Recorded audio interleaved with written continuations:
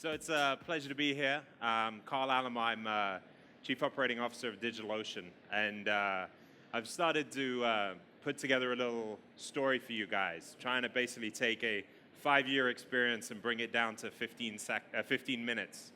And so I want to take you through some thinking about the life cycle of what it is to start a business, what it is to build a business, and how to ultimately get the ultimate goal, which is liquidity of that business.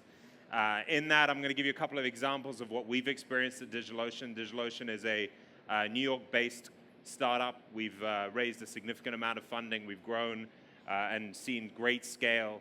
So we've experienced a lot of these things that I'm going to talk about, and I'm going to give you a couple of examples just to give you a feel of what we went through as we go through this. So what is this experience we're talking about? So the idea is there's a whole stream of activities that take place from the point of coming up with that great idea right to the point of liquidity and creating the big event that everybody who's building businesses is excited to reach. But every step of the way, there's different things that you have to think about. The business evolves, the challenges evolve, the problems evolve, the solutions evolve. So what I've tried to do is take this very varied experience. Every company is different. Every company is unique. But the question is, how do you take that in 15 minutes and bring it into kind of a central theme that takes you through some of the thinking of what can be applied to each and every business? So it's not an easy challenge because everybody knows that no matter what business you're running, you're experiencing a very, very different day-to-day set of problems. But going through what we have here, I want to take you through a little bit of that process. So when we start with the great idea, so everything starts with a great idea. Very, very simple framework for what a great idea involves. There's two sides of it. First side is your idea should either feed a need in the market or a want in the market. If your idea doesn't feed either one of those, then it doesn't really have much of a business opportunity. But what you have to do is you have to marry that with either a revolutionary process that's going to change the way things are done, or with a disruptive technology that is going to advance the way businesses can build or can operate. And with that, some coins to just be able to say, hey, you know what, let me bootstrap this, or let me try and get something going with this. And the idea is what you have to do from here is you've got your idea, you now have to start thinking about the framework of your idea. So just throwing out some quotes through this presentation, Michael Dell saying, you don't need to be a genius or a visionary, or even a college graduate for that matter. To be successful, you just need a framework and a dream. So your idea is your dream, but what is your framework? So the framework is what leads you to what we'll call the birth of the business. And there's some things you have to think about as you start identifying, what do I need to pull together to actually create a business and start? The first thing is a set of 3 key components. You need time. You have to understand this is a marathon, not a sprint. It may take you a year, it may take you 2 years before anybody believes in your business, before anybody gives you money for your business. You have to be ready to commit that time.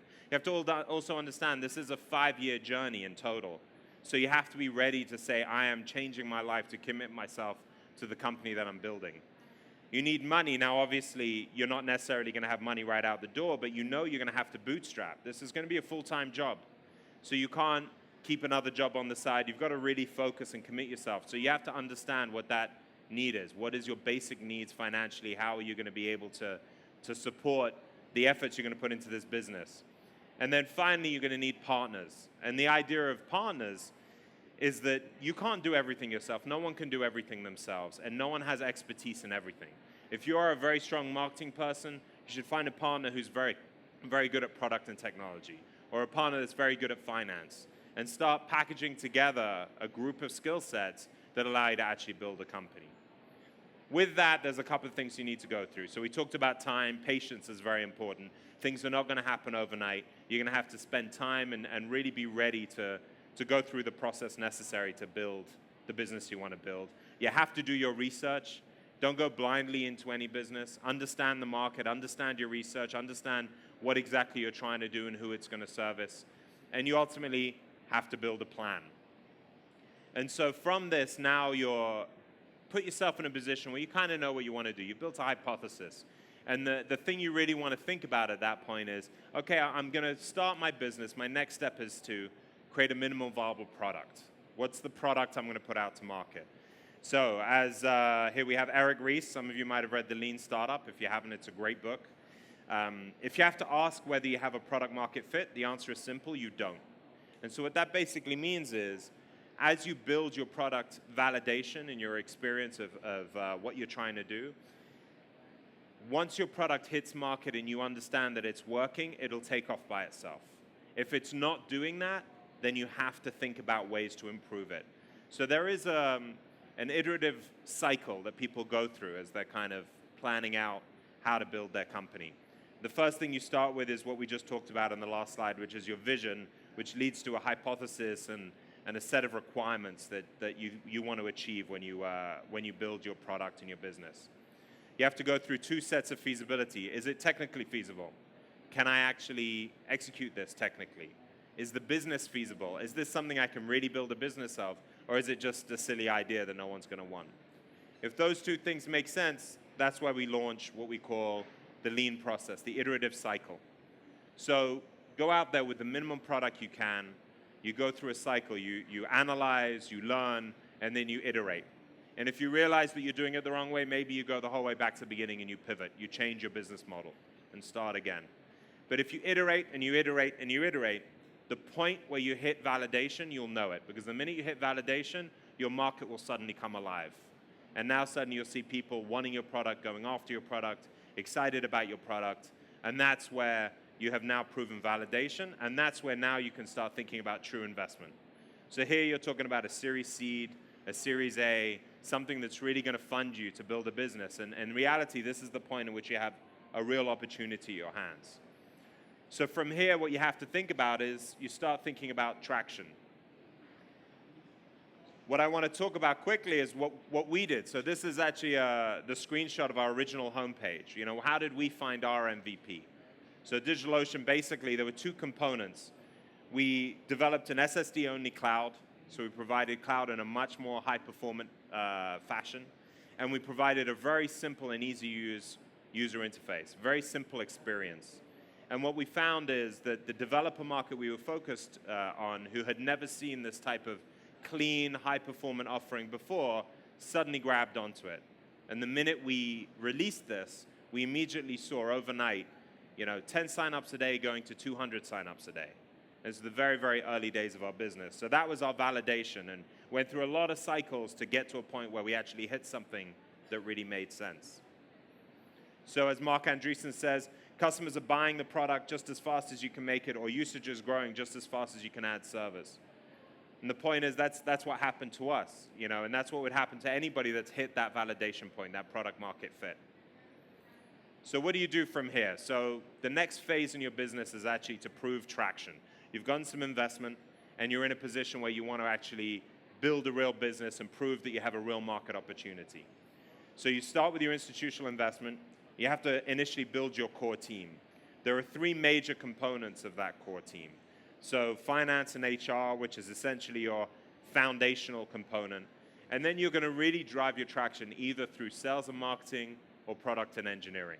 So the idea there is, depending on the type of business you have, you're either going to drive organic traction through building a great product, or market traction through just having an amazing brand, an amazing marketing capability. But the key to traction is the ability to measure it and the ability to define goals to it. So this is the first point in your business where you're really starting to look at metrics, starting to look at what proves that we have a great business here. And in doing that, once you have proven that, once you do demonstrate that, the people are coming, the people are buying your products, you're seeing a lot of engagement in the market, this is where you get the opportunity to go after that Series B, that growth investment. That's a larger check. It gives you, it proves that the industry believes in your product and believes that it has the opportunity to really grow. So for example, with us, how did we see our traction? So in January 2013, we launched this product, we hit our MVP, and immediately we could see the exponential growth of our usage. And as you can see from this chart, through today, we've established over 10 million, or launched over 10 million virtual machines, which we call droplets. And that started from a very, very modest beginning at the beginning of 2013. Meanwhile, on the left, you'll see that our worldwide rank went from 1,500, and then in May 2015, we hit number 2 in the world after Amazon. So now we've proven that over a pretty short period of time, we have created such traction that we've been able to get the number 2 position in the market in terms of, in terms of usage globally, after obviously a gigantic competitor like Amazon. So that proved that we were really, really building, proved that we had real traction in the market. It is important for young entrepreneurs to be adequately self-aware to know what they do not know. So what does that mean? So you've built traction, you've raised more money, this company is now becoming real. You're going to scale, you're going to add employees, you're going to grow the organization. As an entrepreneur, and it's very rare that an entrepreneur has the full skill set to go from ideation right to the point of liquidity. Some people are very special, some people can do that. Mark Zuckerberg is a great example of that. But what Mark Zuckerberg recognized is that you have to start bringing talent in to help you grow. So what does that scale period look like? You've gotten traction, you've really defined exactly what it is that you're offering the market, and you've shown that the market wants it and loves it. So now we need to start building scale. So there's 3 layers here that I like to introduce. One is the foundation layer of scale. So in order to scale, you need 4 key things. You need to have a clear vision. It means as you're doing your talent acquisition, you're clearly able to communicate to all these employees that this is what we want to build. This is the exciting opportunity. This is what we want to grow. You need to focus on the quality of the talent you bring in. You need to focus on the culture. When you go from 10 employees to 200, 300 employees, or even more, culture is something you can lose very quickly, and a bad culture can kill a business. So you have to focus on culture. And the most important thing is you have to focus on leadership. You're now no longer the person that rolls your sleeves up and does everything that needs to be done in the business. At this point, you need to hire the talent to support you, and you need to lead the organization. You have to trust other people to do the work. It's something that's very difficult for entrepreneurs to let go of, because every entrepreneur is somewhat of a control freak. Every entrepreneur wants to do a little bit of everything. So what's on top of that? The operational component. So make sure you've got a profitable business model. When you scale, any weakness in your model is going to be exacerbated by the growth.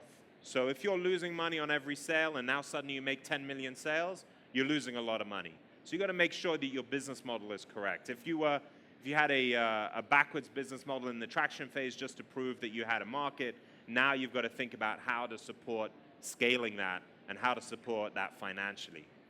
You have to also make sure your processes are scalable. So a lot of people build businesses, they're niche businesses, they have great traction, they're very successful, but the problem is the minute they go beyond 1,000 users or 10,000 users or 1 million users, everything falls apart because the processes don't work. You also have to make sure your resources are available. So you still don't have endless money. You still have to make sure you're hiring right people and you have the right amount of resource to achieve the goals that you want to achieve. And then the final part is the overall model, and that again breaks into 2 components. It's either product scalability or market scalability. Actually, it's the combination of the 2. So your product needs to work with millions of customers. It needs to work in a very big scale. And if your product is designed for a very niche type of offering, then you may have a problem with achieving the scale that you want to achieve. Your market needs to be able to grow exponentially and grow globally. So you don't want to be limited to a tiny, tiny market opportunity because you may eat that up and then suddenly your growth will slow down and potentially stop. So these are kind of the framework that you have to think about as you scale the business. Once you have a scaled business, now the opportunities really, really open themselves up to you. This is where you start thinking about things like liquidity. This is where you start thinking about the final opportunity and what you really built this all for. So at this point, you're 4 or 5 years down into your business. Just give you a little example of what we experienced. We did our original funding in June of 2013, followed by a Series A in January of 14, and then we did a Series B in the middle of 2015. And in each point, you can see our employee count, would accelerate. So we went from 10 employees back in January of 2013 to 250 employees now. And the growing pains, the cultural growing pains, are very, very clear in that process. So, you have to be ready for that. Also, this is just an example of our global reach. You can see the dark green are the countries where I have a lot of focus. And you can see the data centers that we have placed around the world. And big announcement came out today, as you can see in the orange, is that we're coming to India. So we're bringing a data center to Bangalore. We're launching in a couple of months. I'm excited about it too. And really the reason we're doing this is because of all the things that Patty said earlier, that our true belief in the market opportunity, our true belief in the trajectory that the startup world is taking here, our focus on the developer and the startup and how this is such a great market and environment for that. So I'm going to move through really quickly because I'm running out of time. Clearly, as you move towards being a public company, probably even more than growth, there is a huge value based upon predictability. So let me just explain what that is very quickly. So now that you've actually scaled and built a business, your whole methodology changes. It's all about predictability. And the most important thing on this slide is compliance and controls. You think about audits, security, HR compliance, all these things. So the exciting parts of kind of growing every day now need to begin to settle and become more predictable and more manageable. And the final thing is, you don't have to be a public. Mark Andreessen says he actually really enjoys not being a public company. So once you achieve that structure, that vision, that predictability, IPO is only one option. And there's pros and cons to all of these. So IPO pros are you have access to a lot of capital, you have access to paper that allows you to buy other businesses and grow much quicker and grow globally. But the cons are that you're now restricted to reporting every quarter. You have to think much more short term in terms of delivery. There's a lot of problems in terms of the restriction of being a public company. You could stay private or you could go M&A, and each of them have their pros and cons.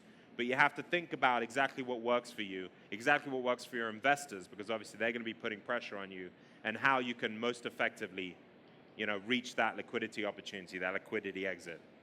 So final, to say thank you to all of you guys. And obviously it's an opportunity to say thank you once you've reached liquidity, because really that's a gift that's been given to the people that have been able to get there. I think the most important thing, just to close out, is just that everybody has a unique experience. The one thing everybody should think about is when you build a business, don't build a business to exit. Build a business to grow value and build a quality business. The exit will take care of itself. So focus on the first set of stages. Once you've achieved that scale, then you'll see the opportunities for exit. But don't build towards an exit, because that's where you can make mistakes. And with that, I say thank you.